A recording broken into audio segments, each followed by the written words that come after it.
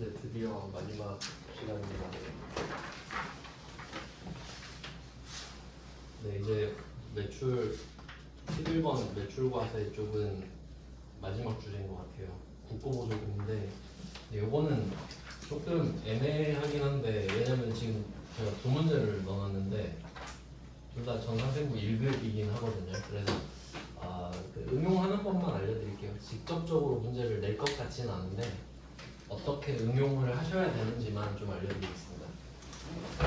왜냐면 이게 그 국고보조금을 받는 건 시험에 나온 적이 있어요. 그러니까 지금 국고보조금을 반영하는 문제라 낼 것 같지는 않은데요. 그럼 한번 23번 문제를 보시면 그 박스 안에 국고보조금에서 기계차감 이렇게 돼 있는 거 보이시죠? 그러니까 국고보조금이 뭔지를 알아야 되는데 그걸 좀 알려드릴게요. 아 맞다, 이거 그 시험 접수 아직 안 하신 분은 하셔야 돼요. 이 다음 주 수요일까지 접수 까먹을까봐 적어놨는데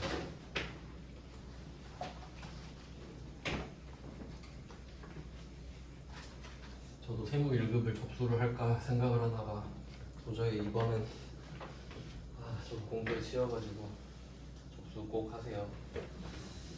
네, 그 국고보조금을 받았으니까 국고보조금 이야기를 하는 걸 거거든요. 그러니까 지원금인데 어떤 느낌인지 보여드릴게요. 아마 이 정도는 시험에 낼 수 있을 거라 생각합니다. 그러면 지금 기계차감 1,000만 원 돼 있는데 사실 1,000만 원보다 더 많이 받았을 건데 1,000만 원 받았다고 가정을 해볼게요.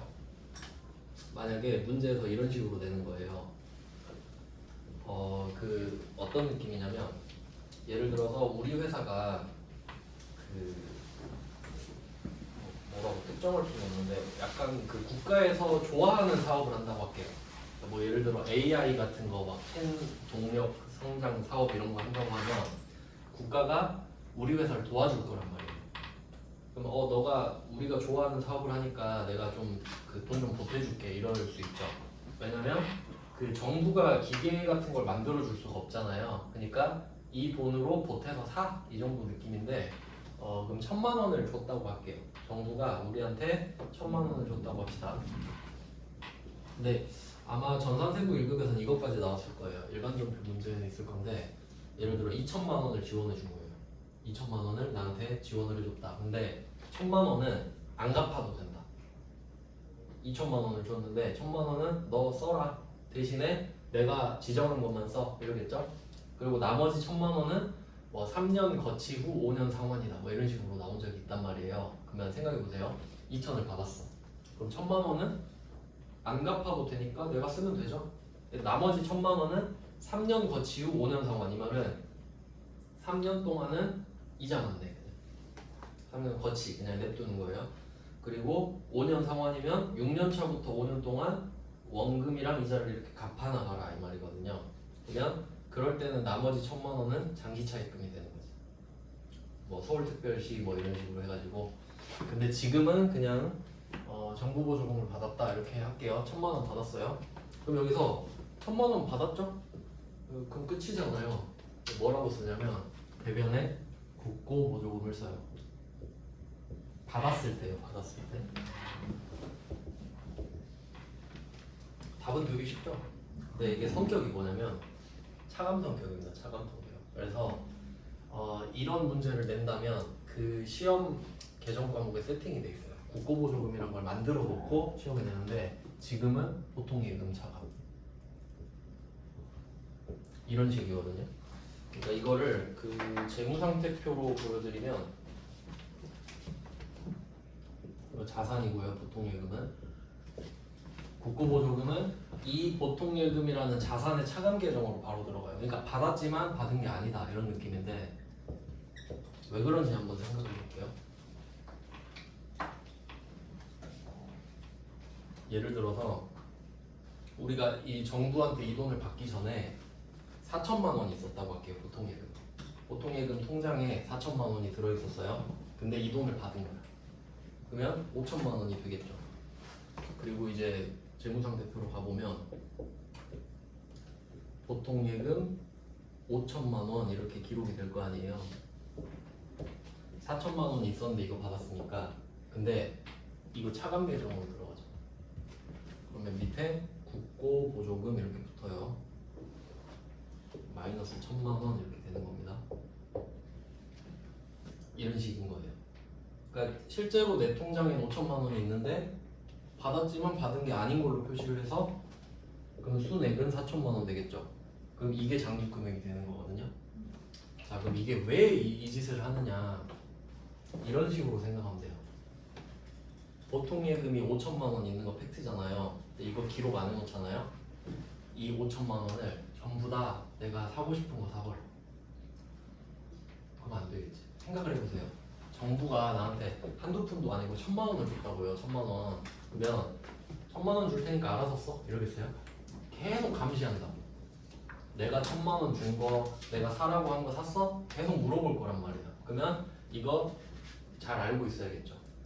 그러니까 이거 기록을 해놓는 거야. 나 이거 과자 사 먹으면 안 돼, 치킨 사 먹으면 안 돼 해서 1,000을 빼놔요. 그럼 이러면 어떻게 되겠어요? 내가 갖고 있는 보통 예금은 5천이지만 내 마음대로 쓸 수 있는 돈은 4천이다, 이렇게 되는 거지. 경계를 하는 거예요. 이해되셨죠? 이거 없는 게 아니고 내 마음대로 쓰면 안 된다라고 기록을 해놓는 겁니다. 자, 여기까지는 별로 안 어렵잖아요. 그러면 문제 이렇게 되면 맞힐 수 있죠? 정부로부터 국고보조금 1,000만 원을 보통예금으로 받았다. 안 어렵죠? 그냥 처변 보통예금, 배변 국고보조금 하면 되니까. 자, 그리고 이제 조금 더 업그레이드 되면 이 돈으로 기계를 샀다, 이렇게 나오는 거죠, 문제에서. 그럼 이 돈을 가지고 기계장치 4천만 원짜리를 샀다고 해봅시다. 그 정도 이제 낼 수 있거든요. 자, 그러면 기계장치가 지금 정부가 사라고 한 거예요. 그래서 그걸 샀어요. 그러면 기계장치 4천만 원짜리를 샀다고 합시다. 4천만 원짜리를 샀다고 하겠습니다. 그리고 이제 우리는 세무 2급이니까 실제적으로 가야겠죠. 이거는 회계 1급 수준이고 부가세, 대표권까지 붙을 거 아니에요. 메인 매출 점포에 세금 계산서 받았으면 과세 이 정도 쓰겠죠.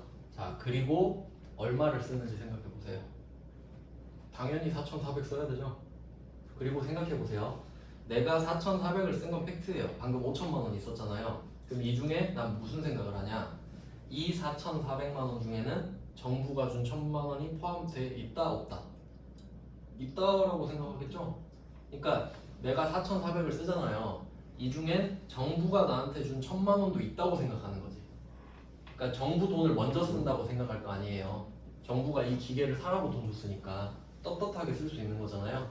그러면 내 마음속에 아까 차감으로 붙어있던 국고보조금은 사라지는 거겠지. 맞죠? 일단 보통예금부터 없앨게요. 4,400만 원이 사라지겠죠. 그럼 이때 이 보통예금이 사라진 거 맞죠? 정부한테 받은 거 포함해서 줬다 생각하겠지. 그러니까 제가 드리고 싶은 말씀은 정부가 준 1,000만 원이 남아있다고 생각을 안 한다는 거예요. 일단 썼다고 생각하지. 맞죠? 그러니까 이게 여기 포함돼 있다 생각하는 거예요. 그럼 어떻게 해요? 얘는 같이 나가야지. 야, 얘 나간대, 너도 따라 나가. 그래? 그럼 나도 나가야지. 이렇게 되죠. 그러니까 얘도 나가야 돼. 그러니까 약간 빚이 청산된 느낌 아닌가요? 아, 나 이제 드디어 신경 안 써도 된다. 신경 쓸 게 없어졌단 소리예요. 기계 샀으니까. 그러면 국고 보조금 1,000만 원. 얘 보통 예금 거죠? 이렇게 된 거예요. 얘 둘이 크로스 된 겁니다. 그러니까 세트로 보면은 이런 느낌이지. 이렇게 둘이 나간 거예요. 이거 아까 한 거랑 똑같아요. 감가상각 누계액이랑 유형자산이랑 X자로 나갔죠. 맞아요. 지금 금액이 안 맞잖아요. 1,000만 원이 부족하죠. 그럼 이제 생각해 보는 거예요. 정부가 나한테 돈을 왜 줬더라? 기계 사라고 줬죠. 그러면 이제 이 국고보조금이 기계장치에 붙는 거야. 갈아타는 거지, 갈아타는 거. 약간 좀 비유가 그런데 좀 연가시 같은 느낌으로 해야 되나? 뽑아 먹을 거 다 뽑아 먹어서 갈아타는 거예요 이제.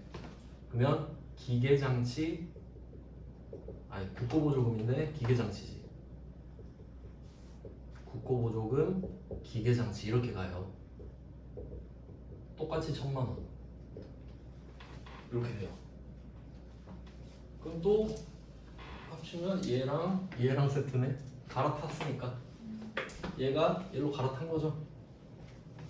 드디어 이제 갈 대로 간 거예요.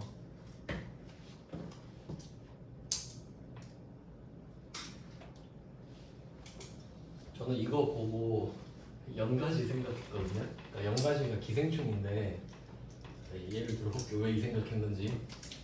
예를 들어 연가시라는 애가 있는데 영화도 있어요. 연가시라는 기생충이 그러니까 뭐 영양분을 뽑아 먹으려고 사마귀 몸으로 들어가는 거예요. 그럼 사마귀 몸으로 들어가서 영양분을 막 빨아먹을 거 아니에요. 근데 그 사마귀한테서 영양분을 다 빨아먹잖아요. 근데 나가야 될 거 아니야. 그럼 어떻게 하는지 아세요? 사마귀 뇌를 조종해서 막 춤추게 만들어요. 막 동작을 크게 만들어. 그럼 사마귀 막 춤추는 것처럼 할 거 아니에요. 그럼 누가 와서 잡아먹겠죠. 눈에 잘 띄니까. 그럼 걔로 갈아탄다. 그래서 보고 와, 씨, 진짜 대박이다 이 생각. 근데 이 느낌이 드는 거예요 좀. 제 생각엔 그랬어요. 나 이거 하면 그래서 맨날 연가시 생각나요. 그럼 이렇게 됐어. 그러면 이제 BS로 한번 가볼게요. 자, 기계장치 5,000이죠? 아, 4,000이죠, 4,000. 국고보조금 붙었죠. 국고보조금 마이너스 1,000.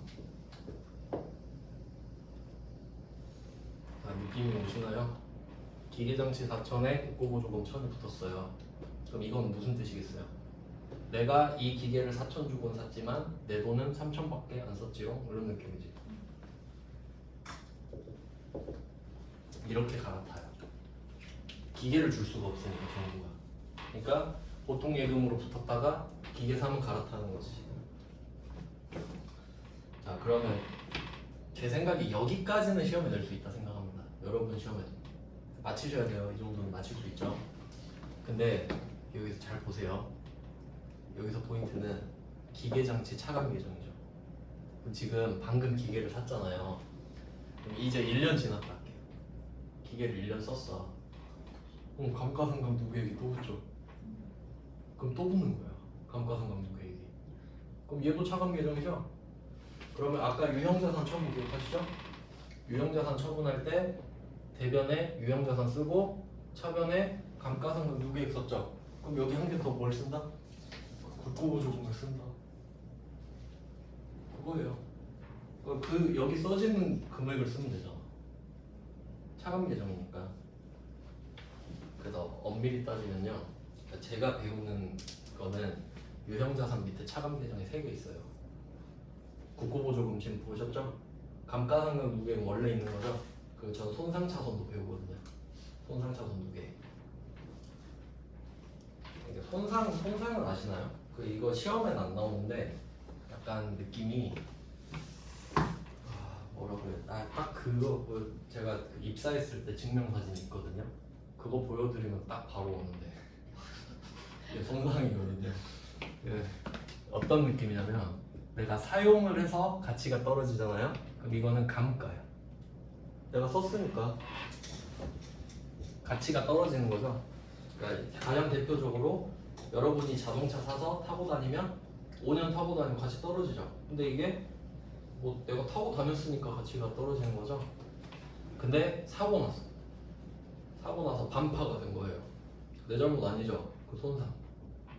그 정도만 아시면 될 것 같아요. 사용을 했으면 감가고 사용 안 했으면 그러면 저도 감가겠네요. 사용을 제대로 못했지만 하긴 했으니까.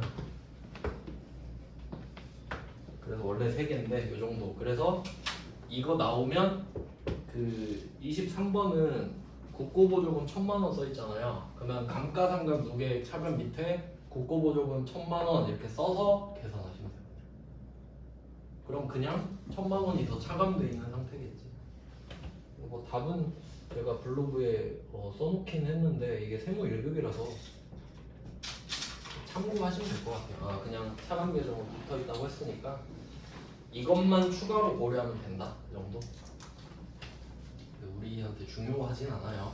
그냥 저는 국고보조금을 설명해 드리고 싶어서 넣은 겁니다. 아, 이렇게 하면 11번 과세가 끝났어요. 드디어. 이제 그 뒤로는 그냥 뭐 잔챙이들인데 뭐 살살 볼게요. 이제 11번 과세 거의 몰빵 해놨죠. 그 다음 이제 17번 카가 두 번째 주제네요. 이제 좀 주제를 정리하는 쪽으로 가봅시다. 거의 대부분 세금 계산서를 발급하다 보니까 매출 과세에 좀 몰려 있었고요. 이제 매출에서 두 번째가 17번 카과. 그러면 카과 요것도 좀 키워드 정리를 해놔야겠죠. 얘는 신용카드 매출용표 발급입니다.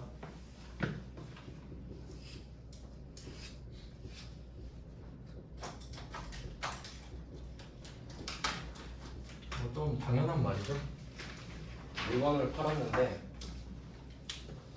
신용카드 매출용표를 발급을 하면 17번 카과를 쓴다. 근데 여기서 정말 중요한 포인트가 하나 있거든요. 이거 좀 약간 좀 함정으로 낼 수 있는 포인트인데 이럴 수도 있어요. 세금 계산서를 달라고 해서 줬어요. 세금 계산서 줬어요. 근데 상대방이 결제를 카드로 하는 거예요. 그럼 우리는 하나의 거래에 대해서 세금 계산서도 줬지, 카드 전표도 줬죠. 두 개 준 거죠. 거래는 하나인데 증빙이 두 개네. 그럼 우리 부가세 두 번 내나요? 그럴 리 없죠. 한 개만 인정하겠죠. 그럼 거래 하나에 대해서 어찌저찌 해서 두 개를 발급하게 됐다. 그러면 뭘로 가겠어요? 세금 계산서만 인정하겠지. 그러니까 17번 카과가 되려면 세금 계산서 발급을 안 한 상태여야 돼요. 그래야 성립하지.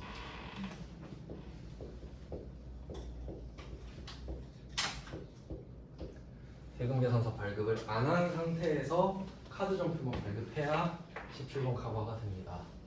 반대로 말해서 둘 다 발급했으면 세금 계산서만 발급한 게 돼서 11번 과세로 올라갈 거다. 그 정도 조심하시면 될 것 같아요. 이 사실을 확인하고 이제 문제를 쭉 보면 되는데 엄청 쉽죠. 나머지는 일부러 제가 문제 배치를 어떻게 해놨냐면 그림 있는 거 없는 거 이렇게 하나씩 넣었어요. 대비하시라고. 자, 25번을 보시면 9페이지죠. 9페이지에 25번 카과 이렇게 시작하는데 제품을 GC카드로 발행하고 카드 전표를 발행했다. 이게 지금 매출이라서 좀 쉬운데 왜냐면 우리가 과세 물건을 파는 게 기본이잖아요. 그래서 사실은 별로 안 중요한데 만약에 우리가 카드로 물건을 살 때도 있잖아요. 그럼 그때는 조심하셔야 돼요. 그러니까 원래는 어떻게 보셔야 되냐면 이 그림에 부가세 15만 원 있죠. 이거 표시하셔야 돼요. 이걸 확인하고 카과를 확인하는 거예요. 왜? 카드 전표 발급하고 과세를 팔아야 되니까. 근데 굳이 볼 필요는 없는 게 판매죠. 우리가 판매는 과세 물건을 주로 파니까 뭐 이 정도 보시면 되겠습니다. 그리고 참고로 좀 말씀드린 분계도 한번 생각해 보면 지금 이거 분계 아시죠? 다 이거 입력할 때 165만 원 쓰는 거예요. 근데 뭐 그렇게 중요하진 않은데 분계를 만약에 한다고 하면 이거 아시나요? 메인 매출 정도에 카과 현과 건별 이거 세 개 있잖아요. 카과 현과 건별은 공급 대가로 입력하는 거 165만 원. 근데 외울 필요 없어요. 저는 이렇게 알려드려요. 이거 165만 원 쓰면 제품 매출 150에 부가세 15만 원으로 구분되잖아요. 저절로. 근데 이거 까먹어도 150 쓰면 또 이상하게 되겠죠. 그냥 지우고 다시 쓰세요. 그게 더 빨라요. 외우는 것보다. 자, 그럼 이렇게 대변은 정리가 되잖아요. 차변은 뭔지 아세요? 계정 과목? 둘 중에 하나잖아요. 보기 1번 외상매출금, 2번 미수금. 미수금일 것 같아요? 답은? 이유는? 그렇죠. 근데 이게 원칙인데 근데 이 분계 찍을 때 4번 카드 분계로 해보셨죠? 그럼 미수금 나오잖아요. 근데 정답 처리가 돼요. 근데 원칙은 외상매출. 근데 정답 처리가 돼요. 아마 프로그램 특성 때문에 그런 것 같은데 원칙은 이렇습니다. 그러니까 2번 외상으로 하셔도 되고 4번 카드로 해도 되는데 2번 외상으로 하실 때 조심해야 될 거. 지금 이 25번 문제에서 누구한테 물건 팔고 있죠? 약수나라한테 팔고 있죠? 그럼 이 외상 매출금 약수나라한테 받나요? 카드 회사한테 받죠? 우리 가맹점이죠? 이게 BC카드다. 이 정도가 중요하겠네. 네, 뭐 아시죠? 이 정도는. 그래서 저는 이게 미수금이 정답 처리가 되는 게 조금 아쉽긴 한데, 그러니까 세법상으로는 그게 편해도 회계상으로는 안 맞거든요, 사실. 왜냐면 제품 팔았으면 외상 매출금이 맞잖아요. 그래서 그냥 뭐 참고하시면 될 것 같아요. 카드는 카드 회사한테 외상한다. 그 이거 카드 거래는 좀 많이 나오니까 한번 생각해 볼까요? A랑 B랑 거래한다고 했을 때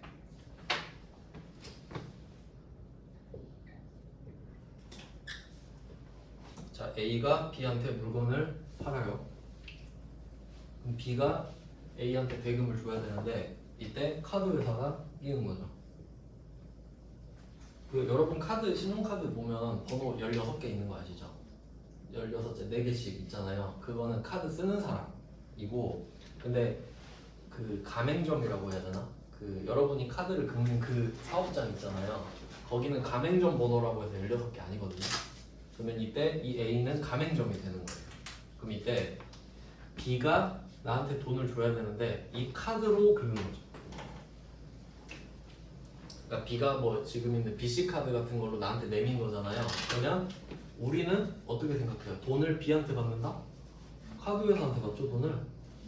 그러니까 우리의 거래처는 카드가 되겠네. 그러니까 거래처는 얘가 맞는데 결제를 받는 곳은 카드 회사가 되죠. 그러니까 거래처는 B, 여기 외상 매출금에 대한 거래처는 카드, 이렇게 되는 거죠. 당연한 거죠. 네, 그런 내용이고, 그 다음에 26번 똑같습니다. 위에 거랑 전자제품을 공급하였고 카드로 했다. 두 개를 넣은 이유는 위에 건 그림이 있는 버전, 밑에는 그림이 없는 버전. 그냥 비교하시라고 넣었어요. 그 다음에 27번 이것도 한번 볼까요? 세금 2급 건데 이게 프린터를 중고로 팔았네요. B사업자한테. 그럼 이거 상대방이 B사업자인데 그럼 B사업자한테 팔면 부가가치세 안 걷나요? 상관없죠. 여러분 부가세 다 내시죠? 상관없습니다.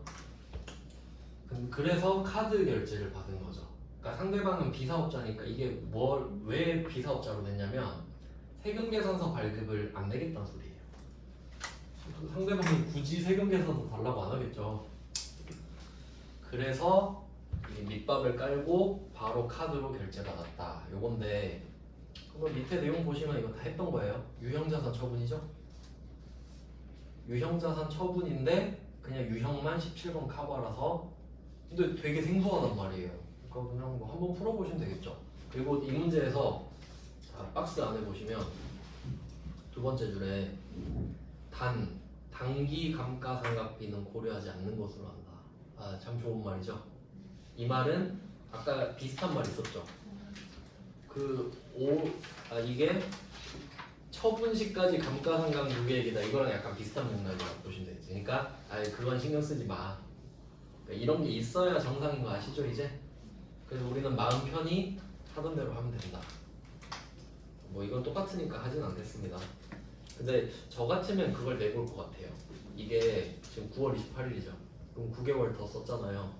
원래는 어떻게 해야 될까요? 지금 400만 원짜리잖아요. 그럼 400만 원 5년 정액법이니까 이제 여러분도 이 정도 할 줄 아셔야 되죠? 그러니까 원래 진짜 감누를 한번 구해볼까요? 오늘의 진짜 감누. 오늘의 진짜 감누는 일단 작년 말 기준으로 안 나와 있나? 안 나와 있는 건가요? 이거 장부 금액이 없는데? 19년 1월에 그냥 샀다고. 이 말이네요. 그러면 감누가 없죠? 이 문제 되게 이상하네. 그럼 문제 상황 다시 정리해 드릴게요. 아 이거 20년도구나. 아닌가? 아, 연도를 제가 안 써놔가지고 죄송합니다. 이게 연도가 있어야 문제가 완성이 되는데, 근데 문맥상 보니까 20년인 것 같죠? 왜냐면 두 번째 줄에 19년 결산시는 정상적으로 했다고 하니까 이게 참고로 20년이라 써놓을게요. 2020년 9월 28일인 걸로 하겠습니다. 그럼 이 문제 어떻게 풀라는 거죠? 조회하라는 거 아닌가? 조회하라는 거 아닐까요? 그러면 전 거는 모르니까 올해 것만 한번 추가로 구해봅시다. 그러면 이게 400만 원에 구입을 했잖아요. 감가상각비 구하는 거 배우셨나요? 정액법은 잔존가치 빼고 구해야 돼요. 그러니까 정확한 공식은 400 빼기 0부터 시작해야 돼요. 잔존가치를 남겨야 되는데 잔존가치가 없으니까 이거 습관 좀 들이셔야 됩니다. 나중에 이제 장난치는 거 나오거든요. 그리고 5년 정액법이니까 5년으로 N빵 하면 되죠. 이러고 끝인가? 우리 9개월 썼죠. 9월 28일. 월할 상각으로 보통 하는데 이거 많이 빠져먹거든요. 12분의 9. 이게 올해 감가상각비 구하는 방법이에요. 그래서 이렇게 뭐 계산을 하면은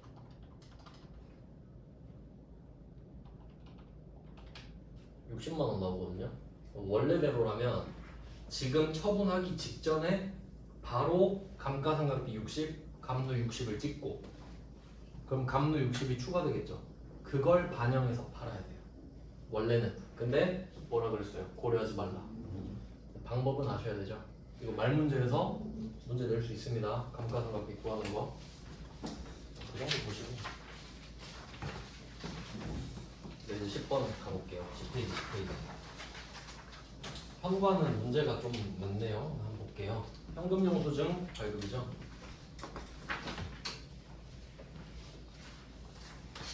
얘도 마찬가지죠. 세금계산서 발급은 안 해야 돼요. 당연히 22번 현과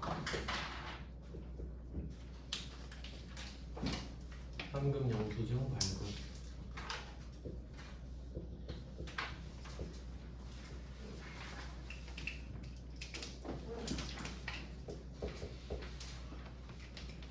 당연히 얘도 세금계산서 발급했으면 과세로 빠져버릴 테니까. 근데 참고로 말씀드리면 카드점표랑 세금계산서는 같이 나온 적이 있거든요. 근데 현금영수증이랑 세금계산서는 나온 적이 없어요. 그래도 알고는 있어야 됩니다. 한번 보겠습니다. 28번 문제인데 비사업자 나오면 이제 아시죠? 세금계산서 발급 안 하겠다는 소리고, 근데 현금영수증 줬고, 이 그림에서도 부가가치세 2만원 표시하시면 됩니다. 포인트는 없네요. 현금을 받았으니까 현금영수증 줬다. 참고로 말씀드리면, 내가 물건을 파는데 지금 이슬비 씨한테 팔잖아요. 그러면 이제 그 작은 가게에서는, 동네 가게 이런 데 있잖아요. 동네 식당 이런 데는 좀 떠보죠. 현금으로 산다 그러면 현금영수증을 해달라고 안 하면 좋죠. 그럼 매출을 누락시킬 거잖아요. 근데 지금은 현금영수증을 해달라고 하니까 누락을 못 시키는 상황이고 붕괴를 찍겠죠. 네, 그 다음 29번 갈게요. 마찬가지입니다. 이것도 역시 그림이 있는 버전, 없는 버전. 비사업자니까 현금 받고 현금영수증 줬다. 부가세 포함이고요. 네, 그 다음은 30번으로 바로 가겠습니다. 이거를 왜 넣었지? 이거 구매의사 통보 이것 때문에 넣은 것 같은데, 요거는 이제 회계 쪽에 그 판매 시점 이런 거 보는 건데 그냥 뭐 별 의미는 없지만 한번 볼게요. 여기서 시용품 나오죠. 시용품은 그 물건을, 시용품은 한번 보내보고 써보고 결정하세요 이런 거거든요. 시용품 제가 옛날에 첫 차 살 때 그 K카에서 샀는데, 중고차 플랫폼인데 그때 일주일 동안 타보고 결정해라 이런 게 있었어요. 요새는 그렇게 많이 하거든요. 그 안마의자 같은 거 있잖아요. 비싼 거. 그런 거 팔아먹으려면 이렇게 해야 돼요. 보내놓고 일단 써보고 결정하세요 하면 귀찮아서 환불 안 하는 경우 많거든요. 그래서 그런 느낌이야. 그러니까 지금 20개를 싹 보낸 거예요. 제공 상태. 그러면 우리가 20개를 지금 보냈잖아요. 근데 몇 개를 팔았는지 이건 20개 다 판 건가요? 아니죠. 근데 내가 혹시 해서 물어봤어요. 혹시 사실 건가요? 다 돌린 거야. 20명한테 보내놓고 전화를 하니까 12명이 그렇대.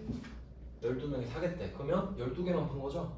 뭐 그거에 대해서만 회계 처리를 해라 하고 그런 내용입니다. 그러니까 세부 1급이니까 이런 디테일이 좀 들어가는 겁니다. 요거는 세법상은 아니고 회계 쪽이에요. 그래서 12 곱하기 200 해서 금액 결정하시면 되겠죠. 세부 1급 거지만 뭐 그렇게 어렵진 않고 한번 풀어봤다면 맞출 수 있는 문제입니다. 세무 1급 거라 조금 특이했는데 그래서 2400에 240 하면 2640 뭐 이렇게 되는 거예요. 자 이제 밑으로 가볼게요. 특이한 문제도 좀 넣어봤어요. 세무 2급 건데 31번 보시면 거주자라는 말 나오죠. 거주자. 이제 여러분 나중에 배우시는데 그 납세자 있잖아요. 세법마다 우리 하나는 배웠습니다. 하나밖에 안 배웠지 사실. 부가가치세 배웠잖아요. 자, 부가가치세는 납세자 누군지 아시죠? 누구예요? 사업자. 사업자 이렇게 말을 하면 되는데 이게 사업자니까 생각나는데 제가 독서실 가는데 사업자 등록증이 있거든요. 여기서 뭔가 모순을 찾아보세요. 독서실에 갔다. 사업자 등록증을 봤다. 독서실은 면세사업자. 사업자 등록증. 그러니까 제가 처음에 그 면세사업자는 사업자 등록 안 한다 했잖아요. 그거는 그 과세사업자 등록을 안 하는 거고 면세는 면세사업자 등록을 하거든요. 그러니까 제가 강조하려고 그렇게 말했는데 혹시 오해하실까봐. 그러니까 면세사업자는 면세사업자 등록을 합니다. 근데 그게 별로 의미가 없다는 거지 그냥. 부가세를 안 내니까. 근데 어쨌든 여기선 과세사업자를 말하죠. 그럼 부가가치세는 알았어. 여기서 과세사업자다. 근데 이제 소득세도 우리가 나중에 배울 거 아니에요. 기대되시죠? 소득세 엄청 저는 이번 주에 소득세한테 개 털리고 왔는데 소득세는 거주자가 납세자예요. 거주자. 그냥 뭐 참고로 좀 말씀을 드리면 배우셔야 되니까 여기서 포인트는 내국인이 아닙니다. 그러니까 소득세가 우리나라 법이잖아요. 제가 아침에 그 독서실 갈 때 라디오가 나오는데 김영철 라디오 나와요. 7시부터 9시 하거든요. 근데 본 영국인이 나와서 한국말 겁나 잘하는데 어쩌고 저쩌고 해요. 그러면 그 사람은 아마 저보다 돈 많이 벌 텐데 그럼 그 사람은 한국 사람 아니니까 세금 안 낼까요? 그건 아니겠지. 그러니까 세금은 내국인, 외국인 그렇게 구분 안 하겠죠. 어떻게 구분하겠어요? 너 우리나라에서 돈 버네? 빨리 세금 내. 저 한국 사람 아닌데요. 어쩌라고? 그럼 한국에서 나가 이러겠지. 그러니까 그런 의미로 거주자예요. 그럼 그 영국 사람은 한국에 거주하고 있겠죠? 그러니까 세금을 내겠죠? 그런 느낌이야. 즉 소득세법상 세금을 낼 의무가 있는 사람을 말하고 싶은 거예요 지금. 근데 지금은 그냥 참고로 한번 말씀드릴게요. 어차피 배우셔야 되는데 거주자가 어떻게 되는 거냐면 둘 중에 하나거든요. 여러분 해당되나 한번 보세요. 거주자가 되려면 둘 중에 하나예요. 5억 하나만 해도 해당. 첫 번째, 대한민국에 주소가 있다. 있으시죠? 그럼 세금 내시면 돼요. 주소가 있다. 그러면 그런 사람도 있을 수 있거든요. 옛날에 기한인가? 기한 막 회사에서 자고 그랬잖아요. 그럼 그 사람 주소 없죠? 그럼 세금 못 거둘까? 아니에요. 주소가 없으면 거소로 가요.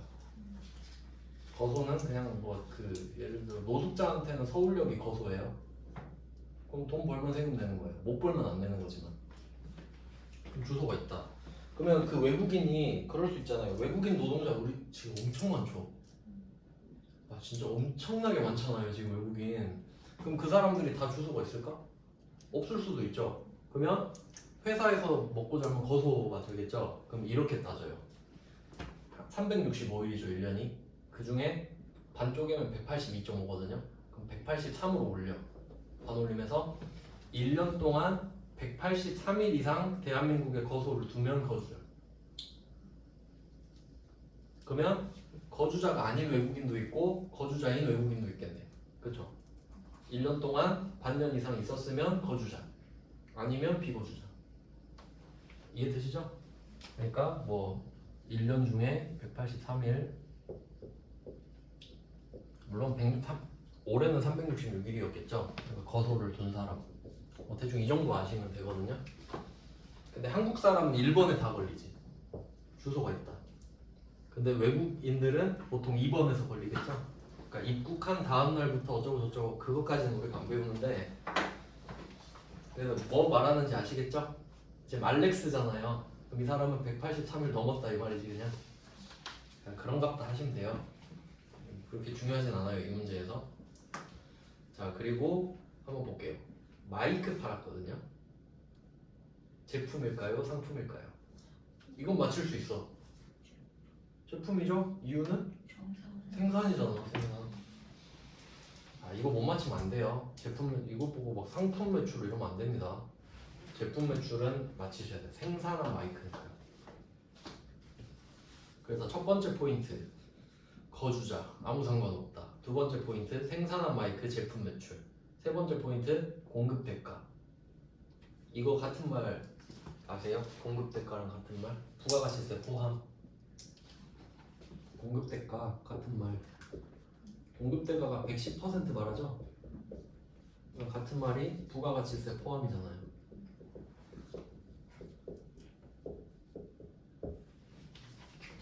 공급대가 110% 부가가치세 포함 같은 말. 근데 이게 실제 상황으로 한번 생각해 볼게요. 여러분 뭐 편의점 뭐 올리브영 이런 데 가면 뭐 올리브영에 뭐 화장품 뭐 5,000원 이렇게 써 있다 할게요.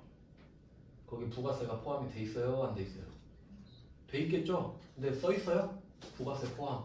당연한 말이죠 이게. 이게 디폴트. 당연함. 근데 부가세가 별도일 때 말해주는 게 이상한 거겠지 그러니까. 맞죠? 그리고 그냥 공급 대가 이거 아셔야 돼요. 그러니까 10만 원에 만 원이 붙은 상태라는 거죠. 네, 현금 영수증 발급했대요. 그러니까 이거 약간 알렉스로 좀 멘붕 오게 하려고 한 것 같은데 상관없죠. 그냥 거래처 등록하시고 걔한테 주면 됩니다. 그 다음에 32번 보세요. 이번에는 앤드류. 얘는 거주자란 말 없는데 맞춰볼까요? 얘 거주자일까요? 아닐까요? 거주자. 맞죠? 이유? 예. 183일 넘네. 물론 이게 작년이랑 올해랑 합쳐서일지는 모르지만 그냥 뭐 대충 그렇다는 느낌이에요. 이거 거주자라는 말 대신 하고 싶은 거죠. 그냥 의미 없어요. 제품을 팔았대요. 공급 대가. 그냥 뭐 주면 되죠. 31번이랑 32번 똑같은 문제죠. 네, 그다음 33번 볼게요. 33번은 이거는 그냥 개인 소비자라고 해버리네. 귀찮으니까 이제 세금 계산서 안 준다는 소리고. 이때는 현금으로 수령을 했다. 근데 뭔가 이거는 보셔야 된다. 30번 문제 있잖아요. 세무 1급에서 보통 예금만 좀 표시할까요? 30번에 보통 예금. 이거 표시하는 이유 한번 생각해 보세요. 이게 그 현금 영수증 하면 현금을 받았다가 잘 나오죠? 근데 여러분 아마 계좌이체로 잘은 안 하시지만 계좌이체나 체크카드로 결제할 때 현금 영수증 그 할 건지 물어보거든요. 인터넷으로 한번 해봐요. 체크카드로 결제해도 왜? 체크카드 현금 아닙니까? 계좌이체도 현금이죠? 그러니까 꼭 현금인 형태여야 되는 게 아니죠. 내가 현금을 꼭 갖다 줘야 돼. 그럼 서울에서 물건 사는데 계좌이체도 되잖아요. 그게 곧 현금이죠. 그러니까 보통 예금도 된다. 그럼 방좌예금은 될까요? 되겠죠. 그것도 현금 아니에요. 방좌예금에서 입금해 줄 수도 있잖아요. 그러니까 수표를 발행해줘도 당좌예금에서 빠져나가는데 당좌예금에서 계좌이체를 해줘도 당좌예금 나가는 거죠. 그럼 상대방은 현금으로 빼볼 거 아닙니까? 그리고 그런 느낌이다. 그러니까 현금 영수증이라 해서 안 보고 1번 현금 찍으면 안 돼요. 보통 예금 나오면 틀립니다. 바로. 그러니까 이런 거는 쉬운 문제들은 그렇게 틀려요. 현금 영수증이네 1번 현금 찍고 틀려. 왜 틀렸지? 그러니까 보통 예금이에요. 답이. 진짜 조심해야 됩니다. 그러니까 딱 전산세무 1급 한 문제만 그렇잖아요. 그 다음 이제 33번은 요것도 세무 1급인데 요것도 특이한 거라서 한번 넣어봤어요. 현금을 받았거든요. 근데 상대방이 현금 영수증 발급을 원하지 않았대요. 약간 좀 범죄자인가? 그거 되게 특이한 경우죠. 해줄게요 하니까 싫어요 싫어요 하고 도망간 거야. 근데 되게 특이한 게 국세청 지정번호로 현금 영수증 발급했다 되겠죠. 그러니까 이게 업종이 있거든요. 그러니까 그 현금 영수증 의무 발급 업종이라고 있어요. 그러니까 예를 들면 이건 시험에 나오진 않을 거예요. 예를 들면 전문직, 그러니까 뭐 의사, 변호사, 세무사, 회계사 이런 사람 있잖아요. 예를 들어볼게요. 여러분이 뭐 소송에 휘말려가지고 지금 내용 증명이 날라왔어요. 그러니까 변호사한테 가겠지? 수임료 얼마예요? 하니까 일단 착수금 300살래. 일단 300살래. 그 부가세까지 30이래요. 착수금이야. 성공보수는 따로 달래. 그러면 아 이거 좀 너무 비싼데 좀 싸게 해주시면 안 돼요? 그럼 현금 300 하시면 그냥 300으로 드릴게. 이런 경우 많죠? 그럼 이게 뭐예요? 탈세지. 매출 누락이잖아요. 그러니까 원래 카드로 긁으면 330 긁어서 30을 내야 되잖아요. 근데 현금으로 쓱 받으면 노출 안 되죠. 그러니까 이런 식으로 생각해 보세요. 한두 건일까? 그런 경우가 한두 건일까? 엄청 많을 것 같죠, 딱 봐도. 그러니까 전문직들이 이런 거 현금 누락 엄청 많거든요. 세무사 회계사도 모르겠지. 그러면 딱 지정해 놓은 거야, 국세청이. 야 너네들 탈세 겁나 많이 하는데 안다. 너네들은 상대방이 현금 영수증을 요청하지 않아도 우리한테 해. 국세청 번호로 찍어 라고 해요. 그럼 안 하면 어쩔 건데 하면 안 한 금액 있죠. 거기 절반이 벌금이에요. 들키면. 옛날엔 100%였어요. 근데 뭐 좀 다 이렇게 한통속이니까 나 쫓겠지 뭐. 할 사람 하겠죠. 안 걸리면 합법이잖아요. 그러니까 그냥 그런 내용 때문에 넣은 거예요. 그러면 어쨌든 국세청 번호로 한 것도 하긴 한 거죠. 근데 그 우리는 제조업은 거기에 해당 안 되거든요. 그러니까 그냥 참고로 넣어놨어요. 참고로 그냥 그랬다. 이 정도. 그리고 건별까지 쓰고 보면 되겠네요. 건별도 엄청 쉬우니까 어차피 다 배웠던 건데 건별까지 보고 보낼게요. 11페이지 건별입니다. 건별은 회계 1급에 주로 나왔던 게 일단 키워드 위주로 가겠습니다. 34번은 간이 영수증만 표시할게요. 간이 영수증 이거는 그 금액 안 적혀 있는 영수증 말이에요. 그러니까 받은 사람이 금액을 실제로 쓸 수 있는 영수증. 그럼 이거는 국세청 입장에서 발급했는지 안 했는지 모르죠. 그러니까 안 한 거랑 똑같은 거야. 그래서 건별. 아무것도 안 준 거랑 똑같거든 사실. 그렇고요. 그 다음에 35번은 거래명세서죠. 거래명세서. 거래명세서는 역시 서로 거래를 확인하는 내용이에요. 그냥 적격 증빙은 아니죠. 증빙은 맞는데 그러니까 그냥 개인 간의 영수증 정도로 생각하시면 되거든요. 그럼 역시 국세청은 알 수가 없죠. 그러니까 그냥 안 준 거랑 똑같지. 그래서 건별입니다. 그 다음에 36번. 자, 36번은 여기서는 조금 생각할 게 있는데 지금 제품을 부가세가 포함된 거 팔았죠? 그 공급 대가랑 부가세 포함 같은 말이라 했죠. 그럼 이때 첫 번째 포인트. 부가가치세가 포함되어 있으면 원칙적으로 세금 계산서를 줘야 하는 게 맞죠. 근데 안 줬죠. 그래서 부가가치세 포함 여기다가 세금 계산서 발급을 해야 되는데 안 했다. 이 정도 표시하셔야 돼요. 나는 과세 물건을 팔았는데 세금 계산서를 안 줬구나. 그럼 안 준 거죠. 그리고 두 번째 줄에 아예 발급을 안 했잖아요. 그러니까 해야 되는데 안 한 거죠. 그럼 부가세 안 내도 되나요? 그건 아니라 이거지. 그러니까 물론 네가 매출 누락을 하겠지만 원칙은 그렇다는 거예요. 그래서 34번, 35번, 36번 세 개 있죠. 이게 국세청 입장에서 똑같아요. 아시겠어요? 그러니까 어차피 내가 모르면 발급 안 한 거다 이거예요. 국세청 입장에서는. 그러니까 세 개가 답이 똑같이 되고 이게 회계 1급에서 포인트죠. 거래 명세서랑 간이 영수증을 줘도 건별이다. 난 37번. 37번이 36번이랑 똑같은 말이에요. 한번 볼게요. 37번은 보통 예금 계좌에 55만 원이 입금이 되었는데 아무 말 없죠. 그럼 이게 부가세가 있는지 없는지 어떻게 할까요? 제가 아까 말씀드렸죠. 편의점 가서 그 1,000원 컵라면 1,000원 붙어있는데 물어볼 거예요? 여기 부가세 붙었어요? 안 붙었어요? 물어볼 거예요? 아니 무조건 붙어있다니까? 그럼 55만 원에도 부가세 포함돼 있지. 아무 말 없으면. 그럼 어떻게 하냐? 우린 과세사업자잖아요. 별다른 말이 없으면 갑자기 면세사업자가 될 리는 없죠. 그러니까 일반적으로 생각하시는 거예요. 물론 얘가 나빴어. 말해줘야지. 근데 말 안 해주면 일반적으로 생각해야 된다. 그래서 우리는 과세사업자고 부가세가 붙어있다. 그리고 이거 혹시 어떻게 뭐 찾냐 억지 부린다 이렇게 생각할 수 있는데 두 번째 줄 보시면 세금 계산서를 발급하지 않았다 이 말 있죠. 이 말이 과세인데도 발급 안 했다 이 말이에요. 여기서 찾으셔야 돼요. 그러니까 세금 계산서를 발급을 안 했다는 말을 하는 이유가 과세를 팔았으면서도 안 했다 이 말을 하고 싶은 거라고. 아시겠죠? 그리고 과세인데 세금 계산서 안 줬고 현금 받았는데도 현금 영수증도 안 줬잖아요. 그러니까 결론은 36번, 37번 똑같죠. 같은 문제고요. 세무 2급이니까 더 꼬아놨잖아요.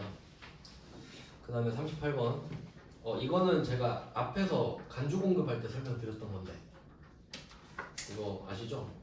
빨리 답만 적을게요. 간주 공급이에요. 간주 공급 적어두시고 이거 회계랑 세법 같이 나온다 그랬죠. 그럼 이게 그 원가 20만 원짜리를 아니다 38번이죠. 38번은 원가 200만 원짜리 제품을 줬다. 제품 200을 줬어요. 근데 이거 판 거 아니죠? 판 거 아니니까 적요 8번을 붙여줘야 됩니다. 적요8 타계정으로 어쩌고 저쩌고. 그래서 내 입장에서 200만 원짜리 제품 나갔잖아요. 근데 국세청 입장에서는 네가 그걸 얼마에 사왔든 간에 그거 팔면 얼마야 이런 거죠. 그거 팔면 여기 판매가 330대 있죠. 부가세 포함. 그러니까 우리는 이거를 원래 30만 원 내야 되잖아요. 그래서 부가가치세, 예수금 이렇게 되고 그럼 우리 입장에서는 요거를 준 거니까 뭐 기업 업무 추진비 되겠죠. 원래 접대비였는데 기업 업무 추진비 될 겁니다. 그리고 매출 거래처니까 800이죠. 230이다. 지금 이런 문제를 내고 싶은 건데요. 그럼 여기서 왜 건별이 되는지도 한번 생각을 해보면, 그러니까 이거는 앞에서 배웠던 거 맞죠? 왜 그런지 생각을 해보시면 부가세를 내야 되죠. 제가 이렇게 설명드렸었어요. 간주 공급이다. 간주 공급이다. 그러면 공급이니까 부가가치세를 내야 된다 이렇게 했죠. 공급이니까 판 걸로 쳐서 300에 30이잖아요. 그러니까 이렇게 되고 근데 간주니까 실제로 판 건 아니죠. 그래서 세금 계산서 발급 안 한다 그랬잖아요. 간주니까.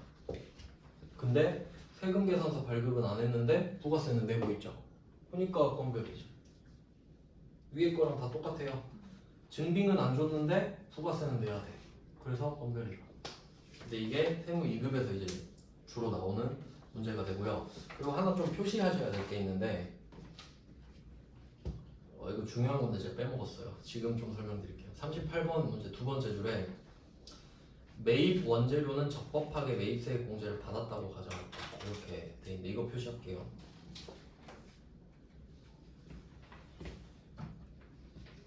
네, 그럼 이게 어떤 의미가 있는지 생각해 보면, 근데 이거는 당연한 말이에요. 그러니까 우리가 원재료를 사서 제품을 만들어 팔잖아요. 그럼 별일 없으면 원재료 샀을 때 붙은 부가세 있죠. 그거 세액공제 받았겠죠. 안 받을 이유가 없잖아요. 그러니까 받았다고 해라 이 말이거든요. 그러면 국세청 입장에서는 너 받아먹을 거 다 받아먹어놓고 왜 부가세 안 내? 이런 내용이라서 30을 뺏어가는 거랬죠. 그럼 만약에 이렇게 해볼까요? 아마 이건 억지긴 한데 만들면 내가 이 원재료를 살 때 이 제품을 만들 때 산 원재료 있잖아요. 그거 살 때 깜빡하고 세금 계산서를 안 받은 거예요. 그 세액공제를 안 받은 거예요. 그럴 수도 있겠죠. 굳이 만들면 그러면 매입 원재료는 매입세 공제를 안 받았다 이렇게 됐겠죠.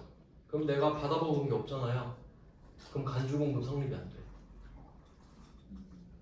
아시겠어요? 받아먹은 게 없잖아. 매입세 공제 못 받았잖아요. 그럼 간주공급 내가 떼이면 이중과세 아닙니까? 손해 두 번 보는 거죠. 물론 그렇게 내진 않는데 그럼 붕괴가 어떻게 될지 생각해 볼게요. 그러면 부가세 예수금 없죠?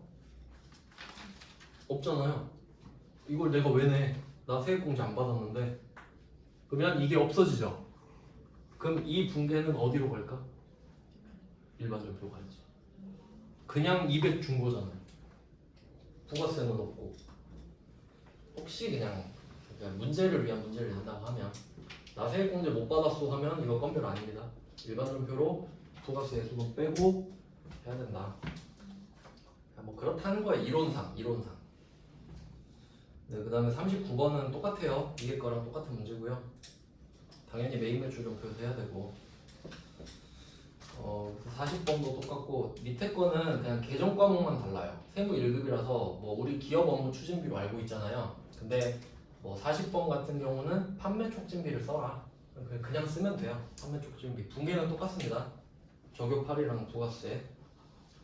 그 다음에 이 41번도 역시 판매 장려금 써라. 그냥 뭐 그 정도. 세무 1급 거는 참고만 하시는 거 알죠? 그냥 제가 그 말씀드린 이 정도는 기억하세요.